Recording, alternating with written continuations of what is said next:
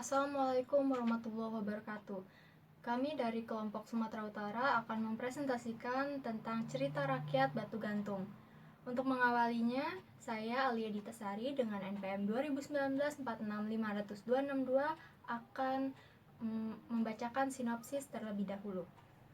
Baik, cerita rakyat Batu Gantung. Di sebuah desa di tepian Danau Toba terdapat gadis cantik bernama Seruni. Tidak hanya cantik, Seruni juga baik dan rajin membantu orang tuanya bekerja di ladang. Suatu hari, Seruni ditemani oleh anjingnya yang bernama Toki. Seruni tampak murung, dia termenung saat memandangi Danau Toba dari ladang. Hal ini disebabkan karena sang ayah akan menjodohkannya, padahal ia telah menjalin hubungan asmara dengan seorang pemuda di desanya. Keadaan ini membuatnya menjadi bingung. Ia tidak ingin mengecewakan kedua orang tuanya.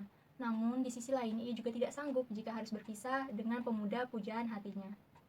Lalu dia beranjak pergi menuju arah Danau Toba. Saat berjalan, tiba-tiba ia terperosok ke dalam sebuah lubang batu besar hingga masuk ke dasarnya. Si Toki yang panik terus-menerus menggonggong di sekitar mulut lubang. Seruni semakin putus asa. Dia berpikir bahwa lebih baik mati saja. Akhirnya dia mengucapkan, "Parapat, parapat batu," yang artinya merapatlah batu. Lalu dinding batu semakin rapat. Toki pun berlari menuju rumah untuk meminta pertolongan kepada orang tua Seruni. Orang tua Seruni yang mengerti bergegas mengikuti Toki menuju lubang tersebut. Lubang itu sangat dalam, sehingga orang tua Seruni memutuskan untuk mencari bantuan. Sang ayah yang baru saja sampai dengan rombongan langsung meneriaki nama Seruni di lubang itu. Namun yang terdengar hanya kata "parapat" yang Seruni lontarkan. Sang ayah cemas, ia ingin masuk ke lubang tersebut untuk mengeluarkan anaknya, tetapi hal itu dicegah oleh sang istri karena itu sangat berbahaya. Lalu tiba-tiba suara gemuruh dan gempa datang secara bersamaan, membuat lubang secara perlahan merapat dan tertutup dengan sendirinya. Seruni yang berada di dalam lubang akhirnya terhimpit dan tidak dapat diselamatkan.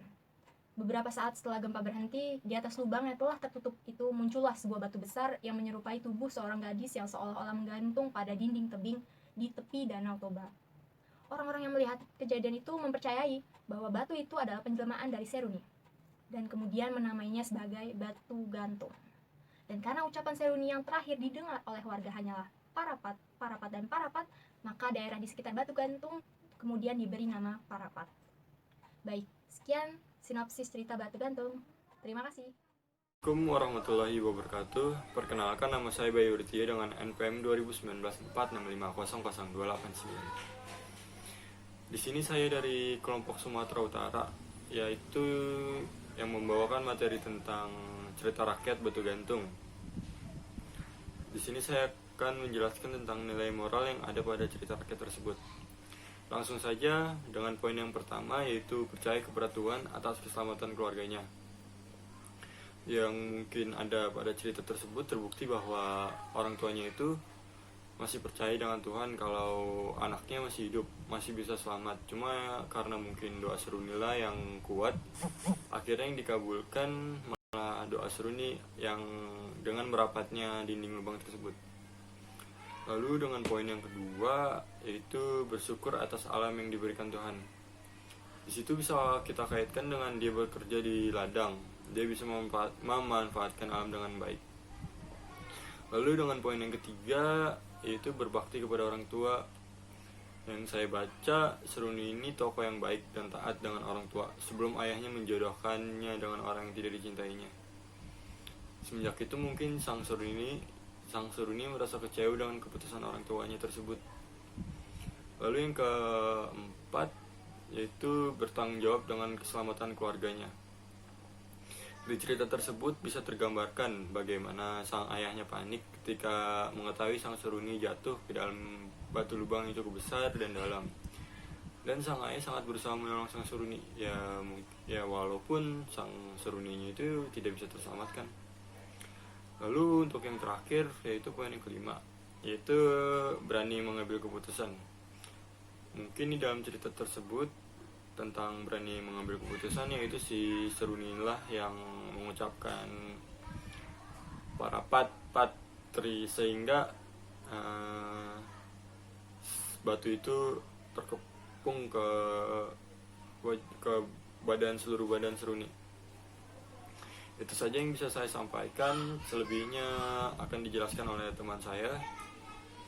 Wassalamualaikum warahmatullahi wabarakatuh. Wabarakatuh. Perkenalkan, nama saya Rai Ramadhani dari kelas R3E. Di sini saya akan mempresentasikan tentang unsur-unsur pada cerita Batu Gantung. Yang pertama ada sistem bahasa. Batu Gantung berasal dari Sumatera Utara yang berlokasi di sekitar kota Parapat, Danau Toba, Simalungun. Logat yang dipakai Simalungun adalah Simalungun. Yang kedua ada sistem pengetahuan.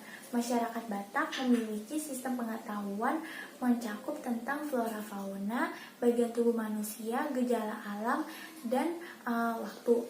Mereka mengetahui itu dan memiliki pengetahuan dari dukun dan orang tua adat. Yang ketiga ada sistem religi. Agama Kristen disiarkan oleh organisasi penyiar agama dari Jerman sejak tahun 1863 di daerah Toba dan Simalungun. Yang keempat ada sistem mata pencaharian. Sistem mata pencaharian orang Batak yaitu bercocok tanam dan berternak dan membuat kerajinan menenun kain ulos. Yang kelima ada peralatan dan teknologi. Masyarakat Batak mempunyai alat sederhana untuk bercocok tanam, yaitu cangkul, bajak, dan sabit. Senjata tradisionalnya hujur, surit, podang, dan ada kain ulos yang mempunyai banyak fungsi bagi kehidupan. Yang keenam ada organisasi sistem kekerabatan. Orang Batak adalah patrilineal, yaitu menurut garis keturunan. Yang ketujuh ada kesenian. Di Batak, masyarakat Batak mempunyai kesenian yaitu adanya margondang, upacara kelahiran anak, seni tari tortor, dan seni patung. Sekian presentasi dari saya. Wassalamualaikum warahmatullahi wabarakatuh. Assalamualaikum warahmatullahi wabarakatuh. Saya Miftahul Hasana dengan NPM 2019-46500-247 akan melanjutkan presentasi dari teman saya sebelumnya. Di sini saya akan menjelaskan tentang sebuah ilustrasi cover yang kami buat untuk cerita Batu Gantung. Dapat dilihat pada slide ini. Gambaran seorang gadis yang sedang termenung menatap Danau Toba dengan ditemani oleh seekor anjing. Ide pembuatan ilustrasi ini sendiri kami ambil dari salah satu adegan cerita di mana Seruni, si tokoh utama ini termenung, merenungkan kisah cintanya yang harus tandas karena tuntutan orang tuanya untuk menikah dengan pria lain pilihan orang tuanya. Di sini juga kami gambarkan Toki, anjingnya Seruni yang menurut kami si Toki ini banyak punya peranan penting pada cerita. Dari nemenin Seruni yang galau sampai ngasih tahu orang tua Seruni kalau Seruni itu masuk ke lubang batu. Untuk pakaian Seruni sendiri, kami menggambarkan kain ulos yang merupakan baju adat dari suku Batak Toba, yang juga termasuk dalam unsur kesenian pada daerah cerita. Dan untuk penggambaran latar tempat, kami sedikit menggambarkan ladang atau lahan buatan yang tersisa sebagai tanah kosong atau tanah subur yang termasuk ke dalam sistem mata pencarian masyarakat Simalungun, di mana tempat cerita ini beredar. Juga tak lupa, penampilan Danau Toba sebagai penguat latar cerita, bahwa cerita Batu Gantung ini adalah cerita rakyat dari Sumatera Utara. Baik, sekian presentasi yang dapat kami sampaikan terkait cerita rakyat Batu Gantung dari Sumatera Utara.